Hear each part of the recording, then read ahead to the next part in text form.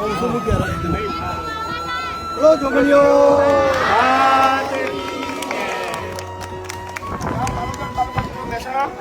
જય જોગમાયા યુવા સંગઠન અને મંડળ કયું છે? જોગમાયા મંડળ.